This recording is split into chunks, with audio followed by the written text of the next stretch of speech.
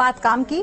मरीजों को सस्ती दवाएं मुहैया कराने के लिए राष्ट्रीय चिकित्सा आयोग गंभीर नजर आ रहा है और इसी के मद्देनजर आयोग ने डॉक्टर्स को कड़े निर्देश जारी किए और डॉक्टर्स को प्रिस्क्रिप्शन में मरीजों को जेनेरिक दवाएं लिखने के लिए सख्त निर्देश दिए गए हैं। ये पूरी खबर क्या है, इस रिपोर्ट के जरिए समझाते हैं आपको।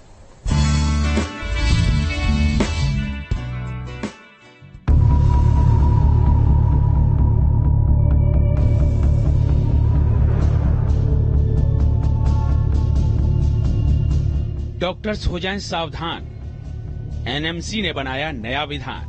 ब्रांडेड दवा लिखना पड़ेगा भारी, अब जेनेरिक दवा के बढ़ावे की तैयारी।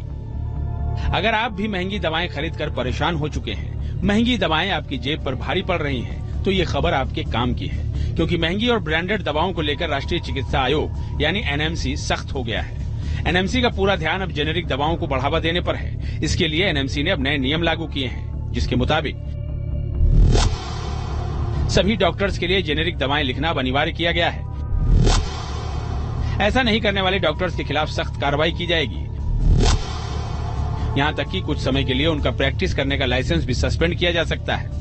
इस वक्त हम एक जन औषधि केंद्र पर ही हैं, वहां पर अब तो लेके चलते हैं और बताते हैं कि कितना अंतर जो है एक दवाई के दामों में होता है और साथ साथ उसके प्राइस को लेकर कितना अंतर होता है। ये तमाम चीजें जानने की कोशिश करते हैं और किस तरीके से लोगों का रुझान है, क्या जन औषधि केंद्र पर लोग पहुंच रहे हैं। जेनेरिक दवाइयां और जो नॉर्मल दवाइयां होती हैं जो हम एलोपैथी में देखते हैं, तो उसमें कितना अंतर होता है?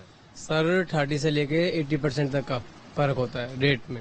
इतना अंतर है तो क्या लोग यहाँ पर पहुंचते हैं? दवाई डॉक्टर की तरफ से क्या रुझान आता है, लिखते हैं लोग? सर नहीं लिखते, डॉक्टर ज्यादातर पैटर्न ज्यादा लिखते हैं क्योंकि उनमें उसका परसेंटेज का भी कुछ इशू होता है। सो सर वो ज्यादातर पैटर्न ज्यादा लिखते हैं और पेशेंट को ये स्पेशली बोल देते हैं कि यही खाना, आपको यही खानी पड़ेगी। जेनेरिक दवा जिस सॉल्ट से बनी होती है उसी के नाम से जानी जाती है। अगर कोई कंपनी इसे अपने नाम से बेचती है तो इसे उस कंपनी की ब्रांडेड दवा कहा जाता है।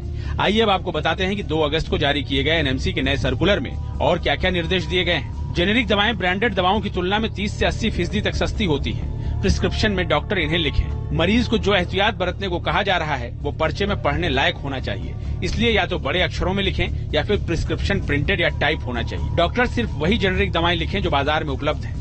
मरीजों को जन औषधि केंद्रों और जेनेरिक फार्मेसी से दवा खरीदने के लिए प्रोत्साहित करें। जेनेरिक दवाओं को बढ़ावा देने वाले एनएमसी के नए निर्देशों से डॉक्टर कितने सहमत हैं, ये जानने के लिए न्यूज नेशन ने डॉक्टर्स एसोसिएशन FAIMA के चेयरमैन से मुलाकात की और एनएमसी के फैसले को लेकर सीधा सवाल किया। तो सुनिए उन्होंने क्या कहा। ये बड़ा ही हास्यास्पद टाइप का सर्कुलर है। जिस तरह से rationale of using essential drugs, rational of using general drugs होना चाहिए, उसी तरह रैशनल ऑफ गवर्नमेंट सर्कुलर्स भी होना चाहिए। मैं आप सबों को एक बात बताना चाहता हूं कि ये जो जेनरिक ड्रग्स होती हैं ये 90% ऑफ द टाइम तो अस्पतालों में उपलब्ध नहीं होती हैं।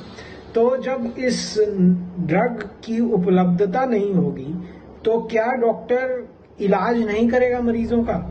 डॉक्टर कृष्णन ने दावा किया कि सरकारी अस्पतालों में जेनेरिक दवाओं की कमी रहती है, जिसकी वजह से मरीजों को काफी परेशानियां उठानी पड़ती हैं। इतना ही नहीं, उन्होंने जेनेरिक दवाओं की गुणवत्ता पर भी सवाल उठाए। जेनेरिक दवाई से यदि उसका इलाज नहीं हो पा रहा है, आपकी दवाई की गुणवत्ता में कुछ कमी है, तो ये मेरा अधिकार होना चाहिए कि मैं उसे कोई और दवाई दे सकूं, न कि मैं उसी दवाई को उस पर देते रहूं और उसके मौत के मुंह में ढकेलूं।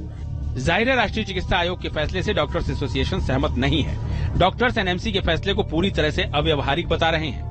ऐसे में देखना ये होगा कि लोगों को सस्ती दवाएं उपलब्ध कराने के इस फैसले पर डॉक्टर्स कितना अमल करते हैं। Team news nation. और इसी बीच वक्त हो गया एक ब्रेक का, लेकिन ब्रेक पर जाने से पहले इस वक्त की हेडलाइंस।